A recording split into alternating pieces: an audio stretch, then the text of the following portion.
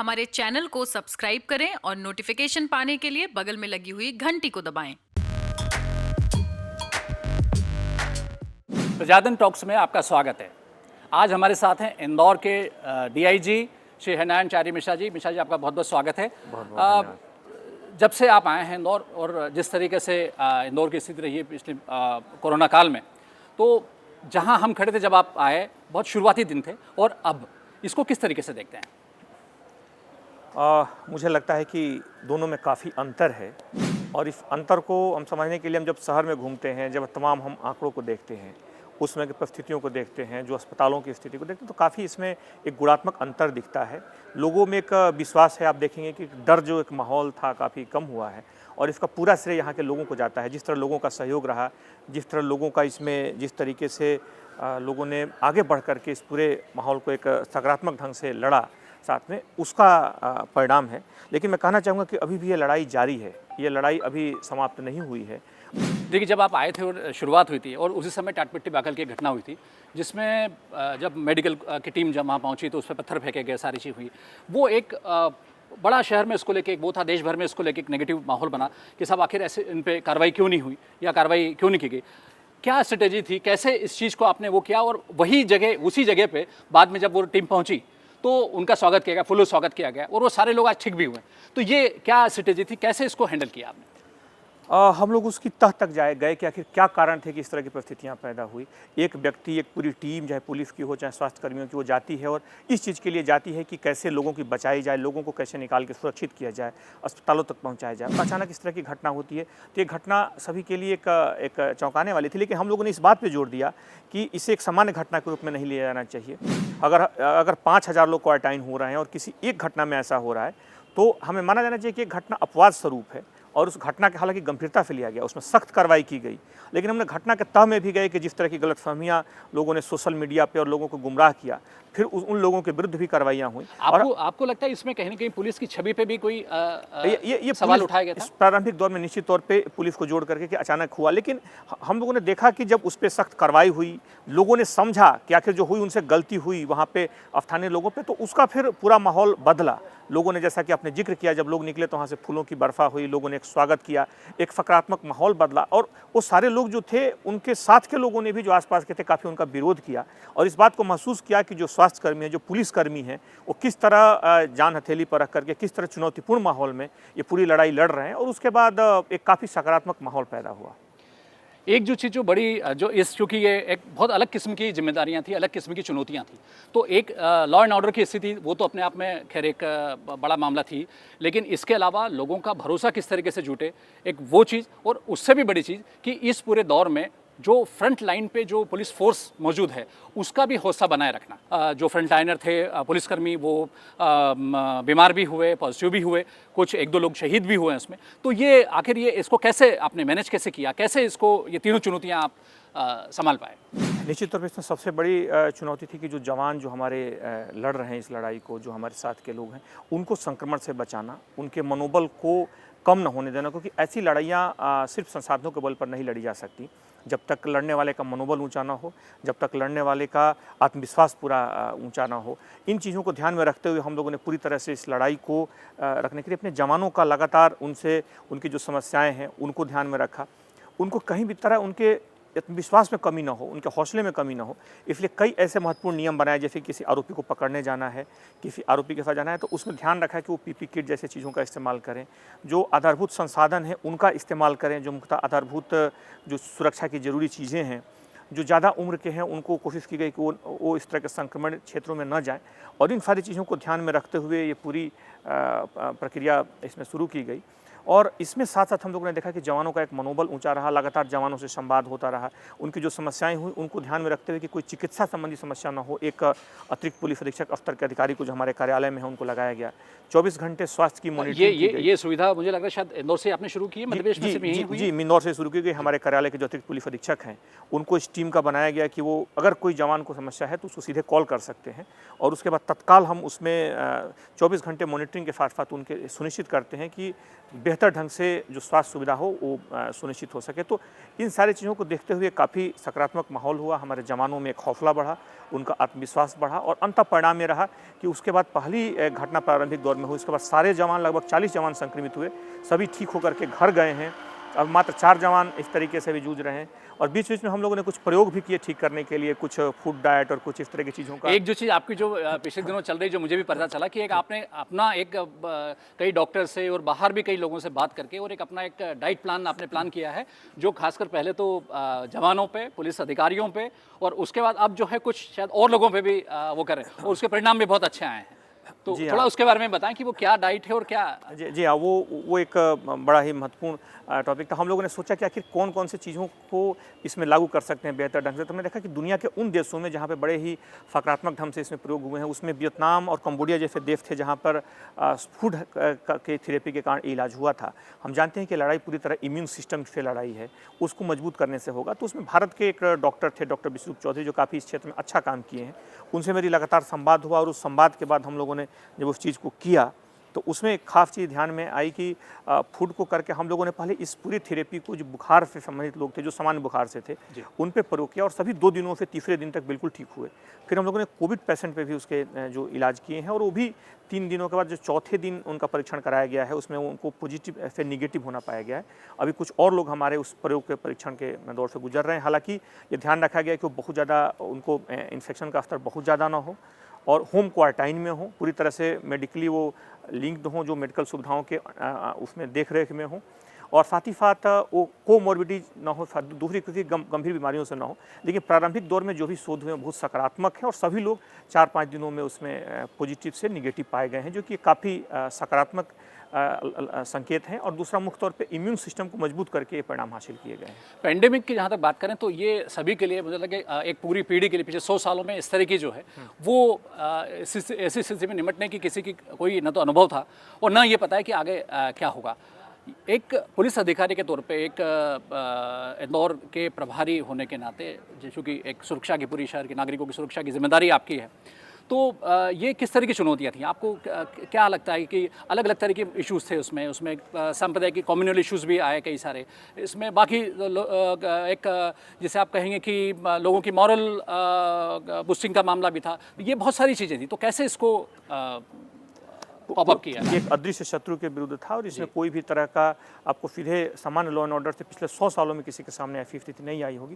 तो ये पुलिस के लिए एक बड़ी ही अप्रत्याशित स्थिति थी, लेकिन इस पूरी अप्रत्याशित स्थिति को समझ के पुलिस ने उसके अनुरूप अपने को ढाला है और हम देखेंगे कि जो भी इसमें कार्रवाइयाँ हुई हैं, जो भी इसमें तैयारियां हुई हैं, पुलिस का जो एक लगातार जो परिवर्तन का दौर है, पुलिस ने इस बदली हुई परिस्थितियों में अपने को ढाला है और ढाल करके कार्रवाई की है। और अभी देखें तो पुलिस ने लगातार जो लॉकडाउन है, आप लॉकडाउन के अंतर्गत देखेंगे पहले हफ्ते से बाद तक लगातार इस तरह के मामलों में कमी आई है और बड़े सकारात्मक इसमें आए हैं। जवानों को एक मानसिक तौर पर, शारीरिक तौर पर लगभग 1200 जवान बाहर हैं। 1200 जवान जो हैं अभी हम देखेंगे तो लगभग वो बाहर, घरों से बाहर रह रहे हैं, परिवार से बाहर रह रहे हैं और इसलिए बाहर रह रहे हैं कि उनको भरोसा है कि वो इसे संक्रमित से होने से बचेंगे। यानी शायद जहाँ तक मुझे जानकारी कि ये भी कि वो जो अभी फील्ड में काम करें उनको शायद घर नहीं जाने के बजाय घर नहीं जाने दिया गया, क्योंकि वो उन्होंने, मैं सिर्फ ये कहना चाहूँगा कि उन्होंने बदली हुई परिस्थितियों के अनुरूप अपने को ढाला है और इस तरीके की तैयारी की है, जो कि हमारे पुलिस बल के मनोबल के लिए काफ़ी ज़रूरी है। एक जो बड़ी चीज़ जो आई कि शहर में जिस तरीके से कंट्रोल करना, तो पूरे शहर में चूंकि पुलिस फोर्स को लगाना भी संभव नहीं था, आपने कैमरों के माध्यम से और ड्रोन के माध्यम से एक शहर को, पूरे शहर को कंट्रोल करके एक नई किस्म का एक पूरा प्रयोग भी था वो, कि जिस तरीके से, और कंट्रोल रूम में खुद आप भी सारी चीज़ें उसको मॉनिटर करते थे और उसी के आधार पर कार्रवाई हुई और उसका असर भी हुआ। तो ये भी एक अलग किस्म की वो थी कि कम फोर्स को यूज़ करके भी पूरे शहर को कंट्रोल किया। 30 लाख की आबादी का शहर है, तो ये कैसे इसको इम्प्लीमेंट किया गया और कैसे इसकी योजना बनी थी? इस तरह की किसी भी प्रक्रिया में तकनीक सबसे बड़ी सहयोगी होती है और हम जानते हैं कि तकनीक का उपयोग करके 2-3 मुद्दों पे इसका प्रयोग किया गया। एक तो यहाँ पे चूँकि इतनी बड़ी पॉपुलेशन को देखने के लिए ज़रूरी था कि लॉकडाउन का कहाँ पालन नहीं हो रहा है, इसके लिए 3-4 चीज़ों का प्रयोग किया गया। उन इलाकों में सबसे पहले लाउड स्पीकर लगाए गए ताकि लोगों को सजग किया जा सके। वहाँ पे कैमरे लगवाए गए, उन सभी वहाँ पे कैमरों को साथ में यहाँ पे कंट्रोल रूम से जोड़ा गया और साथ ही साथ यहाँ पे पूरी एक टीम लगाई गई जो लगातार उसकी मॉनिटरिंग कर रही थी। इसका एक बड़ा सकारात्मक रहा। साथ में 12 लगभग ड्रोन कैमरों का इस्तेमाल किया गया उन इलाकों की मॉनिटरिंग के लिए जो कि इसके अंतर्गत थे। एक और जो चीज़ जो मुझे लगता है कि शायद सबसे महत्वपूर्ण समय रहा होगा, जब इंदौर ने अपने एक TI को जो है वो कोरोना के कारण खोया था, एक अलग किस्म का एक पूरे फोर्स में भी उन दिनों खासकर 2-3 दिन जो देखा गया कि एक गुस्सा भी था, एक कहीं न कहीं एक मॉरल भी डाउन था। आपके लिए बड़ी चुनौती रही होगी। किसी भी टीम के लिए उसके एक साथी का बिछड़ जाना उसके लिए सबसे ज़्यादा दुखदाई होता है, एक अपूर्णीय क्षति होती है और हमारे साथ भी, हमारी टीम के साथ भी ऐसा हुआ। लेकिन हम चूँकि जानते हैं कि हम लोग एक बड़े उद्देश्य के लिए एक पूरी लड़ाई लड़ रहे हैं, बड़े उद्देश्य के लिए मुख्य तौर पे जिस तरीके से बड़ी संख्या में हमारे जो शहर की जो चुनौती थी और इन चीज़ों को देखते हुए सभी ने बिना हौसले को कम किए हुए और उन चीज़ों को समझा, उनसे संवाद करके, उनके समस्याओं को समझ करके हम लोगों ने सुनिश्चित किया कि हमारे जो जवान हैं इस घटना से व्यथित न हो, अपने हौसले को कम ना करें, आत्मबल को कमज़ोर ना होने दें और लगातार किए। और हम कहेंगे कि उस घटना के बाद भी, उसके बाद कोई ऐसी घटना नहीं हुई और सभी लोगों ने जम करके इसमें सहयोग दिया। शहर के 30 लाख आप देख सकते हैं, 30 लाख लोगों का जो शहर है इंदौर शहर, वो ये यहाँ जो पूरी टीम देख रही है, ये पूरी टीम जो है सो कंट्रोल कर रही है। मिश्रा जी इसको डे टू डे पूरे समय 24 घंटे मॉनिटर करते हैं। ये टीम जो है वो इस पूरे शहर को, जब आप अपने घरों में हैं, जब बाहर बहुत कम लोग मौजूद हैं, कौन बाहर निकल रहा है कौन नहीं निकल रहा है, ये टीम पूरी जो है पूरे शहर के सैकड़ों में या मैं कहूँगा हज़ारों जो कैमरे लगे हैं, ये उनको ये टीम मॉनिटर कर रही है। सर ये मॉनिटर कैसे होता है, कैसे इसको पूरा? हम जानते हैं कि शहर में एक कैमरों का एक जाल बिछा हुआ है, जो बहुत सारे कैमरे हैं जो कि बहुत सारे इलाकों को कवर करते हैं। मुख्य तौर पे उन सारे कैमरों का यहाँ पे ये डिस्प्ले है जिसमें हमारी टीम जो है लगातार नज़र रखती है। ये कुल कितने कैमरे इसमें? यहाँ पे जो डिस्प्ले है वो 400 कैमरों का है। बाकी इसके अलावा 600 कैमरे और हैं जिसका एक दूसरा कंट्रोल रूम बगल में है।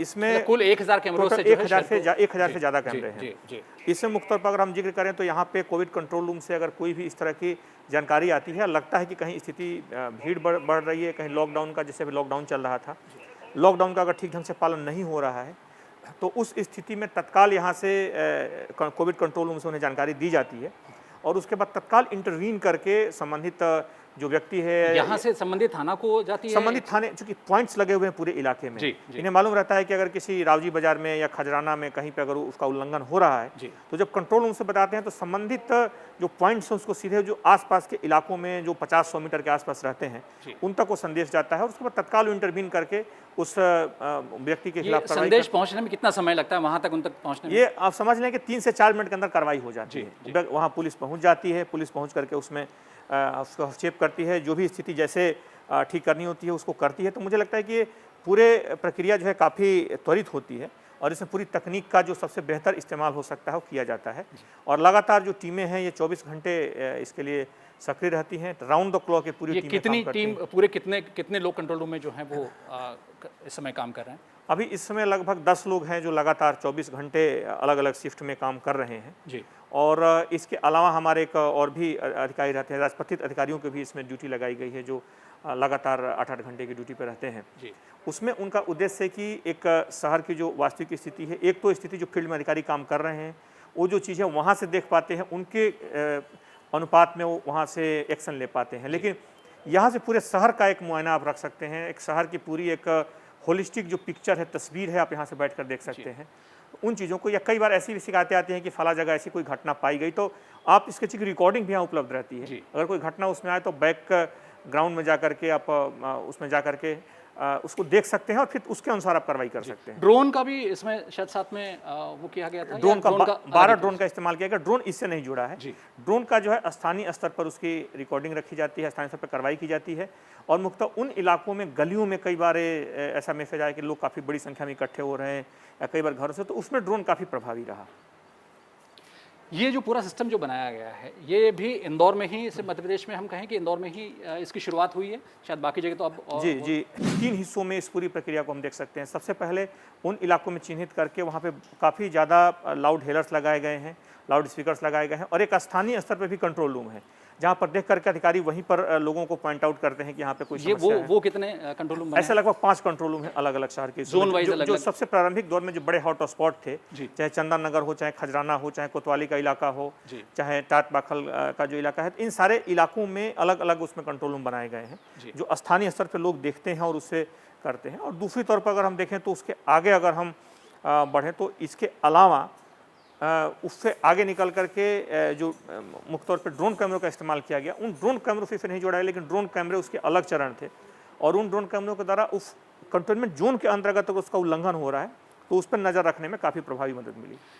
ये करने से कई अपराधी भी मुझे लगता है कि सामने आए होंगे, या जो आप कार्रवाई 144 में जो की गई, 188 में जो कार्रवाई की गई है वो, तो ये कितने अपराधियों को, या जो कानून जो आपके लॉकडाउन का या कर्फ्यू को उल्लंघन कर रहे हैं, ऐसे कितने लोगों के खिलाफ जो है वो कार्रवाई ये इस सिस्टम की मदद से जो है वो सिस्टम कर की पाने मदद में से बड़ी संख्या में कार्रवाई हुई है। इसमें अगर हम जिक्र करें तो बहुत बड़ी लॉकडाउन में जो जानकर उल्लंघन कर रहे थे, जो जिनके द्वारा बार बार इस प्रक्रिया को, सिस्टम को कहीं धाता बताने की कोशिश की गई, और मुख्य तौर पर ऐसे लोगों पर जो किसी वाजिब समस्या के कारण नहीं, जानबूझकर सिर्फ मनोरंजन या फिर इस पूरी प्रक्रिया को हल्के में लेकर के किया गया, उनके खिलाफ जरूर इसमें कार्रवाई की गई है, क्योंकि किसी एक दो व्यक्तियों की लापरवाही के कारण पूरे समाज की सुरक्षा को खतरे में नहीं डाला जा सकता।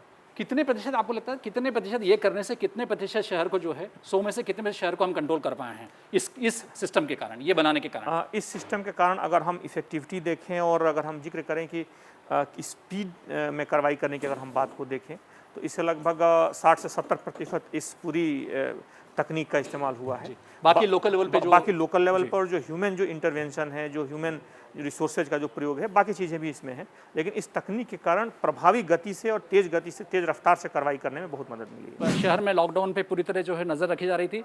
अब बाकी और चीज़ें क्या क्या है वो हम चलते चलते हैं मिश्रा जी के साथ, बाकी चीज़ें भी समझेंगे, आपको बताएंगे बहुत ही नज़दीक से, वो खुद सारी चीज़ें आपको बता रहे हैं।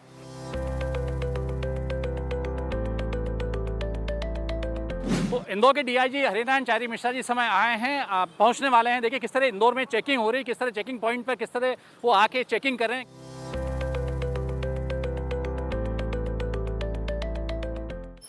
सर चेकिंग किस तरह हो रही, क्या सिस्टम रखा है, कैसे की जा रही है? मुख्य तौर पे ऑन लॉकडाउन खुलने के बाद लॉकिंग की प्रक्रिया को जब रिवर्स में करें तो इसके बाद आज पहला दिन है जी। मतलब मुख्य तौर पे इस तरह से, इसलिए आज भीड़ ज़्यादा है, लेकिन मुख्य तौर पे इस क्षेत्र में हम जोन 2 के इलाके में खड़े हैं, जो जोन 2 का क्षेत्र है जी। इसमें मुख्य तौर पर हम जानते हैं कि कार्यालय खुले हुए हैं।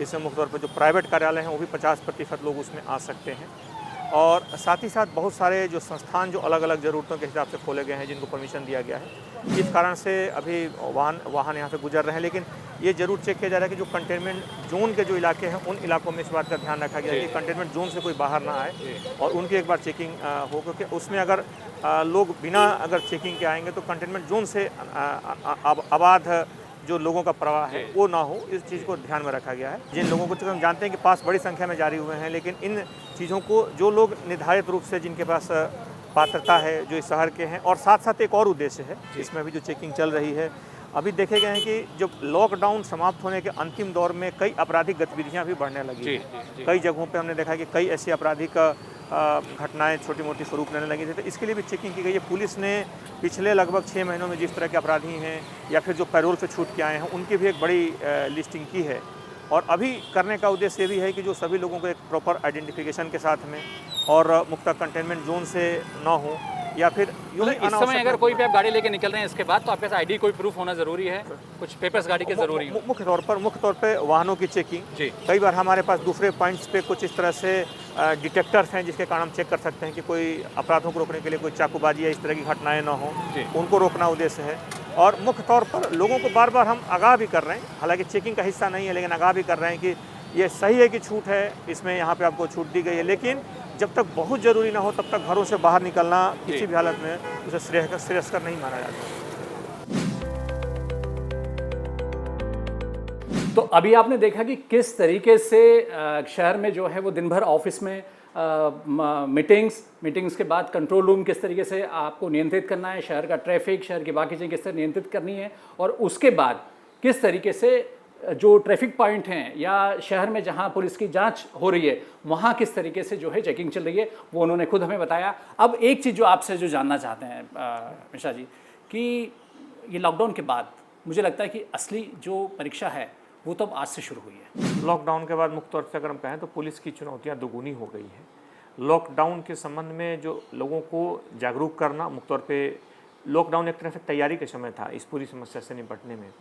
जो आते हम लोगों ने डाली लॉकडाउन के समय, उसको आगे के लिए हमें अभी लंबे समय के लिए उसको आगे संभाल कर रखना है, उनका पालन करना है। लेकिन इसके साथ साथ लॉकडाउन में चूँकि लोग घरों में थे, अपराधों की दर लगभग शून्य के आसपास आ गई थी, लेकिन अब जो सामान्य गतिविधियां शुरू होंगी तो निश्चित तौर पे इसका असर, कई बार आपराधिक तत्व भी बाहर आएंगे, कई आपराधिक गतिविधियां भी होंगी। इसके लिए आवश्यक है कि हम पूरी तैयारी उनकी भी रखें। मैं कहना चाहूँगा कि पुलिस ने उसकी भी तैयारी शुरू कर दी है, उनकी चेकिंग भी शुरू कर दी है, उसके लिए जो आवश्यक कार्रवाइयाँ हो सकती हैं उन कार्रवाइयों को भी ये शुरू जो कर दिया है। अभी जो 1000 कैमरे जो शहर में लगाए गए हैं, क्या ये आने वाले दिनों में भी कायम रखेंगे इसे, या ये सिर्फ लॉकडाउन पीरियड या नहीं, आगे कुछ दिन तक ये ही थे? पूरी तरह से यहाँ पे लगभग 609 कैमरे पहले से ही पूर्ववत सालों भर रहते हैं। ये 400 कैमरे अभी लगाए गए हैं और आने वाले दिनों में पूरे कैमरे रहेंगे। और उद्देश्य है कि इन कैमरों से आने वाले दिनों में न सिर्फ लॉकडाउन बल्कि उससे बड़ी चीज़ें आपराधिक गतिविधियों की रोकथाम, शहर की ट्रैफिक यातायात व्यवस्था को सुनिश्चित करना, कहीं पे किसी आकस्मिकता की स्थिति में सही फीडबैक आ पाना, कोई घटना दुर्घटना होने की स्थिति में चूँकि उसमें रिकॉर्डिंग रहती है तो सही वस्तुनिष्ठ जानकारी मिल पाती है। एक और जो चीज़ जो आपसे आपके बारे में सबको पता भी है, हम लोगों को पता है कि आपको पढ़ने का काफ़ी शौक है, तो ये जब से आप आए हैं तब से तो लगातार बिल्कुल लॉकडाउन और लॉ एंड ऑर्डर की जो स्थिति थी सारी उसमें लगा, तो इस बीच भी समय थोड़ा निकाल पा रहे हैं या क्या स्थिति है? निश्चित तौर पे अभी शौक बहुत ज़्यादा है, लेकिन अभी जिस तरह की दिनचर्या है, जिस तरह की व्यस्तता है, इसमें पढ़ना बिल्कुल संभव नहीं है। क्योंकि आप सुबह से शाम तक पढ़ते हैं तो सिर्फ फाइलों को पढ़ते हैं तो आप लोगों से मिलना, इसमें तमाम छोटे छोटे समूह संगठन उनकी जो समस्याएं होती हैं, शहर में तमाम व्यवस्थाओं को देखना, जो लॉकडाउन में जो कहाँ और बेहतर कर सकते हैं, क्या अपेक्षाएं हैं, क्या चीज़ों को करके लोगों को आवश्यक दिक्कतें ना हो। लॉकडाउन के साथ साथ इस चीज़ का भी ध्यान रखा गया कि जो आवश्यक सुविधाएं हैं, जो अनिवार्य सुविधाएं हैं वो भी जारी रहें। पुलिस की रोल जो है संतुलित रहे। पुलिस ऐसा भी ना हो कि कहीं बिल्कुल सुस्त हो जाए और कहीं ऐसा भी ना हो कि इतना ज़्यादा हो कि लोगों को समस्या आने लगे, लोगों की अनावश्यक शिकायतें आने लगी। संतुलन करना ही सबसे मुझे लगता है कि सबसे महत्वपूर्ण चीज़ इसमें संतुलन बना के रखना बड़ा एक महत्वपूर्ण कार्य था, ताकि लोगों को ऐसा न लगे कि उनका दम घुटने लगे। तो उन सारी चीज़ों को देख करके पूरी कोशिश की गई। इसमें हमारी टीम बहुत अच्छी टीम है, पूरी टीम ने काफ़ी अच्छा काम किया है। और मैं इस पूरी लॉकडाउन की प्रक्रिया में मानना चाहता हूँ कि हमारे जो शहर के लोग हैं, सभी लोग हैं, उन्होंने काफ़ी इसमें सहयोग किया। और आने वाले समय में भी मैं कहना चाहूँगा कि अभी हमारी लड़ाई ख़त्म नहीं हुई है। ये लड़ाई की बल्कि कह सकते हैं कि सही लड़ाई की अब शुरुआत है। इसलिए इस लड़ाई के दौर ये एक प्रिपरेशन था इस लड़ाई को लड़ने की, इस लड़ाई को लड़ने की तैयारी का समय था और लड़ाई अब शुरू हो रही है। तो हम लोगों ने जो धैर्य दिखाया, हम लोगों ने जो तैयारी दिखाई, हम लोगों ने जो संयम दिखाया, हम लोगों ने जो संजीदगी दिखाई, इन सारी चीज़ों को आगे बढ़ाने का और आगे बढ़कर करने का अवसर है। जहाँ तक मैं उल्लेख करना चाहूँगा कि शहर के बहुत सारे लोगों के जो बाहर से आते थे फ़ोन आता था, बहुत सारे लोग जो अभी लोग जा रहे थे पूरे 500-700 किलोमीटर से आते थे, भूखे प्यासे आते थे।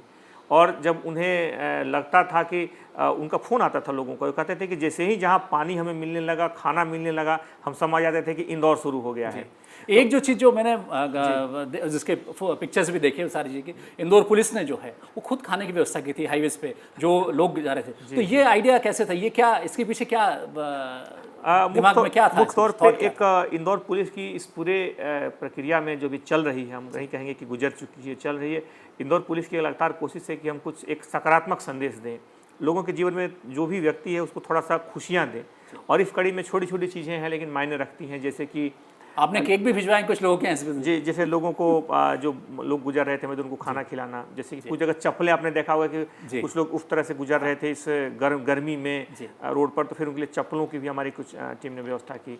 कुछ जगह जैसे कि किसी का फ़ोन आता है कि अचानक दवा नहीं है घर में और कोई बूढ़े पिता बीमार हैं, 80 साल के। कॉल किसको आते थे, मतलब कंट्रोल रूम में कॉल? कंट्रोल रूम में आते थे, हम लोगों को भी कॉल आते थे। हम लोगों के आते थे, हम लोगों के ट्विटर पे या बहुत सारे जो पढ़े लिखे लोग उन पर भी करते हैं, कई बार कॉल करते हैं, मैसेज करते हैं, व्हाट्सअप करते हैं। जितने संचार तकनीक के जो सुविधाएं हैं लोग सभी चीज़ों का उसमें इस्तेमाल करते हैं। तो जो सूचना आती थी मुख्य तौर पे कई, जैसे दवाइयों के मामले में कई सूचनाएं ऐसे आकस्मिक तौर पे आई कि कोई दूर के व्यक्ति ने फ़ोन किया, घर में माँ बाप वृद्ध हैं, अकेले हैं, दवाइयाँ लेने वाला कोई नहीं है, पुलिस ने तत्काल दवाइयाँ दिलवाई। कई जगह ऐसे मौके आए जब कोई व्यक्ति के घर में कोई ओकेजन है, पिता उनका बेटा दूर बैठा है और कोई छोटी सी वर्षगांठ या कोई एक छोटा सा ओकेजन है जिसके लिए उन्होंने कहा, जैसे पुणे से किसी का फ़ोन आया था। तो इस तरह की चीज़ें आती हैं तो उसमें भी पुलिस ने एक सक्रिय भूमिका निभाई। हालांकि पुलिस की जो जिम्मेदारियां थी बहुत बड़ी जिम्मेदारियां थी, लेकिन हमें लगता था कि एक छोटे से स्टेप से, छोटे से कदम से उस व्यक्ति के जीवन में एक मुस्कुराहट आएगी, खुशी आएगी। तो लगातार पुलिस ने अपने तमाम व्यस्तताओं के बावजूद, अपनी जिम्मेदारियों के बावजूद, चौराहे पर दिन भर जिस तरह की चुनौतियाँ रहती हैं, जिस तरह की इतनी गर्मी में, उसके बावजूद भी लगातार इस बात का ख्याल रखा कि अगर छोटे से छोटे उसके किसी कदम से लोगों को अगर खुशियाँ हम दे सकते हैं तो वो चीज़ें रखी और एक संक्षेप में कहें तो एक सकारात्मक माहौल बना कर रखने की कोशिश की। इस पूरे लॉकडाउन पीरियड का कोई एक ऐसी घटना जो आपको याद है, जो आपको लगता है कि ये मैं भूल नहीं सकता? वैसे घटनाएं तो सैकड़ों हुई, लेकिन आपने कहा कि वृद्ध है तो मुझे एक घटना ख्याल आई। एक व्यक्ति का कहीं वो हैदराबाद में रहते थे, दक्षिण भारत में कहीं रहते थे जी। और अचानक उनका फ़ोन आया रात में और उस रात में बड़े परेशान से दिखे। उनका कहना था कि उनके पिताजी की उम्र काफ़ी 80 साल से ज़्यादा है जी। उनका ट्यूबरक्लोसिस का इलाज चल रहा है। ओके। उनकी दवा जो है समाप्त हो चुकी है और दवा जो है अगर नहीं मिली तो शायद वो दवा, चूँकि ट्यूबरक्लोसिस को जानते हैं कि कंटिन्यू लेना जी, ज़रूरी जी, होता है, अदरवाइज गैप उसमें घातक होता है। तो उन्होंने कहा कि वो दवा अगर मिल जाए तो बड़ा उन्होंने अपने एड्रेस भेजा। हाँ, हमारी टीम में हमारे साथ में जो जवान थे, मैंने उनको भेजा कि भाई आप जाओ इस एड्रेस पे बात करो और उनको दवा रात में ही मिल जानी चाहिए। जी। मैं दे करके समान तौर पे वो दवा पहुंच गई रात में। वो कुछ तो मैं भूल गया।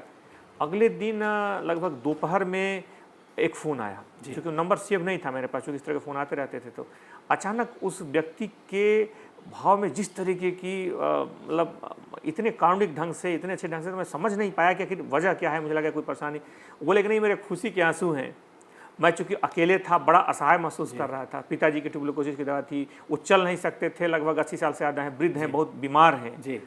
ट्यूबरक्लोसिस से गंभीर रूप से पीड़ित है। तो वो दवा और मैं भी करके बड़ा बेचैन रहा। जब सुबह मैंने देखा तो पता चला कि उनके पिताजी दवा खा के बड़ा खुश थे और बड़े निश्चिंत थे, तो उनको चेहरे पे बड़ी खुशी थी। जी। तो एक छोटी सी एक मतलब घटनाएं ऐसे बहुत होती हैं। जब इस तरह की परिस्थितियों में आप गुजरते हैं, जब आपका आमना सामना होता है, तो रोज़ इस तरह की घटनाएं मिलती हैं और लोगों के दुख दर्द से आपका सामना होता है। आज के इस संघ का, प्रजातंत्र टॉक्स के संघ का हम जो यहीं समापन करते हैं। लेकिन यकीन मानिए अभी हरिनारायण चारी मिश्रा जी से बहुत सारी बातें बाकी है जो भी करेंगे।